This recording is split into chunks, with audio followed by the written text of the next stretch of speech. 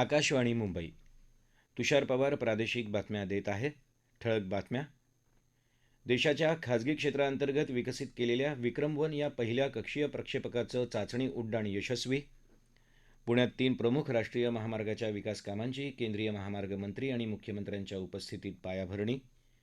बियाणं, खतं आणि कीटकनाशकांसंदर्भात तक्रारींचं निराकरण 7 दिवसात करण्याचा राज्य सरकारचा निर्णय. उपोषणाला बसलेले सामाजिक कार्यकर्ते सोनम वांगचुक यांना दिल्लीच्या सफदरजंग रुग्णालयात दाखल केल्यावर उमटल्या तीव्र निषेधाच्या प्रतिक्रिया. आणि भारताची पी.व्ही. सिंधू जपान खुल्या बॅडमिंटन स्पर्धेच्या अंतिम फेरीत दाखल. भारतात खाजगी क्षेत्राअंतर्गत विकसित केलेल्या विक्रम-1 या पहिल्या कक्षीय प्रक्षेपकाचं आज आंध्र प्रदेशातल्या श्रीहरिकोटा इथल्या सतीश धवन अंतराळ केंद्रातून यशस्वी चाचणी प्रक्षेपण झालं. भारतीय प्रमाणवेळेनुसार दुपारी 12:05 हे प्रक्षेपक रॉकेट अवकाशाच्या दिशेनं झेपावलं. स्कायरूट एरोस्पेस या भारतीय कंपनीनं हे रॉकेट पूर्णपणे देशातच तयार केलं असून कंपनीनंच उड्डाणाची प्रक्रिया पूर्ण केली. देशाच्या अंतराळ कार्यक्रमाचे जनक डॉक्टर विक्रम साराभाई यांच्या सन्मानार्थ या रॉकेटचं नाव विक्रम-1 असं ठेवलं आहे. या प्रक्षेपक रॉकेटच्या उड्डाणाची प्रक्रिया 4 टप्प्यांमध्ये पूर्ण झाली. हे रॉकेट अत्यंत वेगवान आणि मागणीनुसार प्रक्षेपण सेवा देण्याच्या उद्देशानं तयार केलं गेलं आहे. विक्रम-1च्या यशस्वी प्रक्षेपणाबद्दल उपराष्ट्रपती सी.पी. राधाकृष्णन यांनी स्कायरूट एरोस्पेसचं अभिनंदन केलं आहे.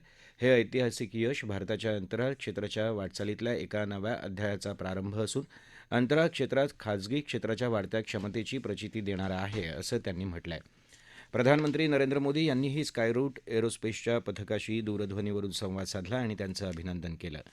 हे ऐतिहासिक यश देशातल्या युवा वर्गाला नवोन्मेषात योगदान देण्यासाठी प्रेरणा देईल, असं त्यांनी म्हटलं आहे. त्यांनी विक्रम-1च्या पथकाला भेटीचं निमंत्रणही दिलं आहे. भारताच्या अंतराळ क्षेत्रातला खाजगी क्षेत्राचा वाढता सहभाग नवी दारं खुली करत असून नवोन्मेषाला गती देत असल्याचं त्यांनी समाजमाध्यमावरच्या एका संदेशात म्हटलं आहे. केंद्रीय रस्ते वाहतूक मंत्री नितीन गडकरी आणि मुख्यमंत्री देवेंद्र फडणवीस यांच्या उपस्थितीत आज पुण्यात 3 प्रमुख राष्ट्रीय महामार्गांच्या विकास कामांची संयुक्त पद्धतीनं पायाभरणी होत आहे. या योजनांसाठी 16,700 कोटी रुपयांचा खर्च अपेक्षित आहे. यात खराडी जंक्शन आणि शिरूर बायपास दरम्यान 53 किलोमीटर लांबीच्या 6 पदरी महामार्गाचा समावेश असून 246 किलोमीटर लांबीच्या पुणे संभाजीनगर ग्रीनफील्ड एक्सप्रेसवेचा हा पहिला टप्पा असेल. हडपसर आणि यवत दरम्यान 32 किलोमीटर लांबीचा रस्ता आणि तळेगाव चाकण शिक्रापूर दरम्यानचा 54 किलोमीटर लांबीच्या रस्त्याच्या कामांचाही यात समावेश आहे. या विकासकामांमुळे दळणवळणात सुधारणा, प्रवासाच्या वेळेत बचत आणि वाहतूक कोंडीची समस्या कमी होण्याची अपेक्षा आहे. शिवाय पुण्याच्या औद्योगिक आणि आर्थिक विकासाला यामुळे चालना मिळेल. नागरी हवाई वाहतूक राज्यमंत्री मुरलीधर मोहोळ, उपमुख्यमंत्री एकनाथ शिंदे आणि उपमुख्यमंत्री सुनेत्रा पवार यावेळी उपस्थित होते. बियाणं, खतं आणि कीटकनाशकांसंदर्भात तक्रारींचं 7 दिवसात निराकरण करण्याचा निर्णय राज्य सरकारनं घेतला आहे. शेतकऱ्यांकडून तक्रार आल्यावर आठवडाभरात शेतावर जाऊन तपासणी अहवाल अंतिम केला जाईल, असं कृषीमंत्री दत्तात्रय भरणे यांनी म्हटलंय. सरकारनं तालुकास्तरीय तक्रार निवारण समित्यांची फेररचना केली आहे. तालुका कृषी अधिकारी यांच्या अध्यक्षतेखालील या समितीत कृषी विद्यापीठ, कृषी संशोधन केंद्र किंवा कृषी विज्ञान केंद्र, महाबीज यांचा प्रतिनिधी, संबंधित कृषी अधिकारी यांचा समावेश करण्यात आला आहे. तक्रार दाखल झाल्यानंतर संबंधित कंपनीचे प्रतिनिधी आणि विक्रेत्यांना तपासणीवेळी उपस्थित राहणं बंधनकारक असेल. एखाद्या तालुक्यात तक्रारींची संख्या 100पेक्षा जास्त असल्यास आवश्यकतेनुसार अतिरिक्त तक्रार निवारण समित्या स्थापन करायची तरतूद करण्यात आली आहे. जिल्हा अधीक्षक कृषी अधिकाऱ्यांना तातडीनं समित्या गठीत करण्याच्या सूचना केल्या गेल्या आहेत. संसदेचं पावसाळी अधिवेशन येत्या सोमवारी सुरू होणार असून त्या पार्श्वभूमीवर सरकारनं उद्या सर्वपक्षीय बैठक आयोजित केली आहे. अधिवेशनाचं कामकाज सुरळीतपणे चालवण्यासाठी सर्व पक्षांनी सहकार्य करावं असं आवाहन या बैठकीत सरकारतर्फे केलं जाईल.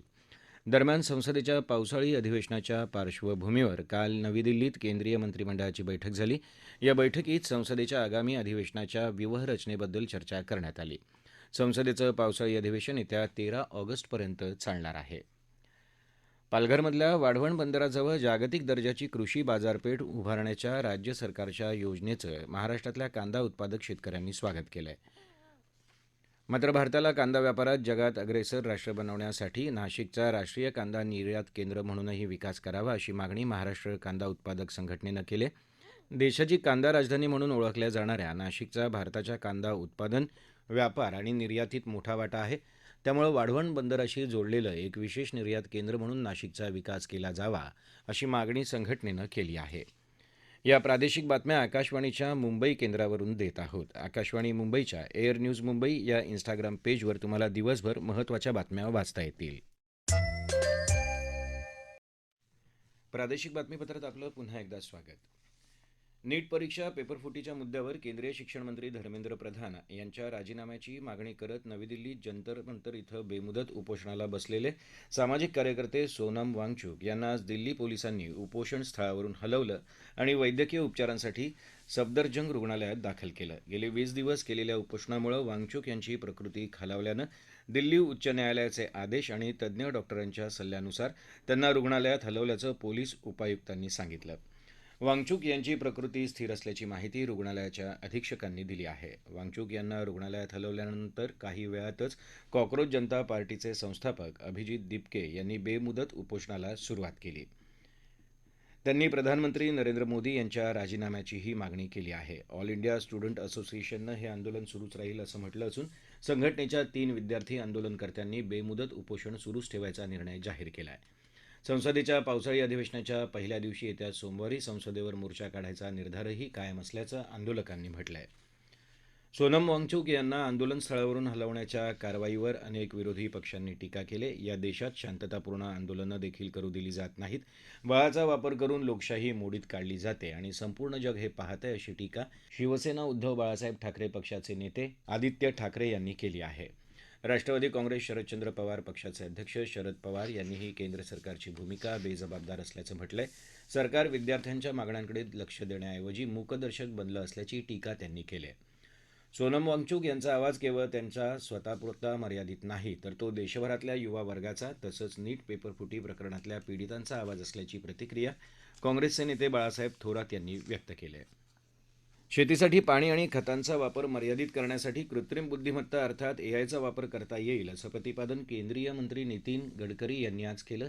पिकाला होणाऱ्या रोगांची पूर्वकल्पना एआय तसंच ड्रोनच्या वापरामुळे येऊ शकते असं सांगून विदर्भात ऊस आणि संत्र शेतीसाठी याचा वापर केल्यामुळे हजारो शेतकऱ्यांना फायदा झाल्याची माहिती त्यांनी दिली. नागपूरच्या कृषी विकास प्रतिष्ठानच्या डॉक्टर सी.डी. माई पारितोषिक वितरण कार्यक्रमात ते बोलत होते. टोकियो इथं सुरू असलेल्या जपान खुल्या बॅडमिंटन स्पर्धेच्या महिला एकेरीच्या अंतिम फेरीत पी.व्ही. सिंधूनं धडक मारली आहे. उपांत्य फेरीत सिंधूनं चीनच्या आणि जागतिक क्रमवारीत 4थ्या स्थानावर असलेल्या चेन युफेई विरुद्धचा पहिला गेम 21-19 अशा फरकानं जिंकला. दुसऱ्या गेममध्ये सिंधू 15-10 अशी आघाडीवर असतानाच दुखापतीमुळे चेन युफेईनं सामन्यातून माघार घ्यायचा निर्णय घेतला. दुसरा उपांत्य सामना जपानची अकाने यामागुची आणि इंडोनेशियाची पुत्री कुसुमा वरदानी यांच्यात होणार असून त्यात जिंकणाऱ्या खेळाडूशी उद्या सिंधूचा सामना विजेतेपदासाठी होणार आहे. अष्टपैलुत्व, उत्कृष्ट क्षेत्ररक्षण, असामान्य नेतृत्व अशा गुणांमुळे क्रिकेट विश्वात आदरणीय असलेले वेस्ट इंडिजचे क्रिकेटचे युगप्रवर्तक सर गारफिल्ड अर्थात गॅरी सोबर्स यांचं काल वयाच्या 89व्या वर्षी श्वसनाच्या आजारामुळे निधन झालं. त्यांच्या निधनानं संपूर्ण क्रिकेट विश्वात शोककळा पसरली आहे. विविध क्रीडापटूंनी आणि इतर मान्यवरांनी त्यांना आदरांजली वाहिली. क्रिकेट विश्वानं आपला एक अत्यंत तेजस्वी तारा गमावला. ते एक दिग्गज अष्टपैलू खेळाडू होते. त्यांचा उत्कृष्टतेचा वारसा अनेक पिढ्यांपर्यंत टिकून राहणार आहे अशा शब्दात उपराष्ट्रपती सी.पी. राधाकृष्णन यांनी समाजमाध्यमावर सोबर्स यांना आदरांजली वाहिली आहे. बीसीसीआय अर्थात भारतीय क्रिकेट नियामक प्राधिकरणानंही सोबर्स यांच्या निधनाबद्दल शोक व्यक्त केला आहे. सोबर्स यांचं क्रिकेटसाठीचं अनन्यसाधारण योगदान भविष्यात अनेक पिढ्यांसाठी सदैव प्रेरणास्रोत राहील. ते श्रेष्ठ अष्टपैलू खेळाडूंपैकी एक होते असंही बीसीसीआयनं समाजमाध्यमावर म्हटलंय. ठळक बातम्या पुन्हा एकदा. देशाच्या खाजगी क्षेत्राअंतर्गत विकसित केलेल्या विक्रम-1 या पहिल्या कक्षीय प्रक्षेपकाचं चाचणी उड्डाण यशस्वी. पुण्यात 3 प्रमुख राष्ट्रीय महामार्गाच्या विकास कामांची केंद्रीय महामार्ग मंत्री आणि मुख्यमंत्र्यांच्या उपस्थितीत पायाभरणी. बियाणं, खतं आणि कीटकनाशकांसंदर्भात तक्रारींचं निराकरण 7 दिवसात करण्याचा राज्य सरकारचा निर्णय. उपोषणाला बसलेले सामाजिक कार्यकर्ते सोनम वांगचुक यांना दिल्लीच्या सफदरजंग रुग्णालयात दाखल केल्यावर उमटल्या तीव्र निषेधाच्या प्रतिक्रिया. आणि भारताची पी.व्ही. सिंधू जपान खुल्या बॅडमिंटन स्पर्धेच्या अंतिम फेरीत दाखल. याबरोबरच आकाशवाणी मुंबई केंद्रावरचं हे प्रादेशिक बातमीपत्र संपलं. पुन्हा भेटूया संध्याकाळी 5 वाजता आकाशवाणी मुंबईच्या पुढच्या बातमीपत्रात. नमस्कार.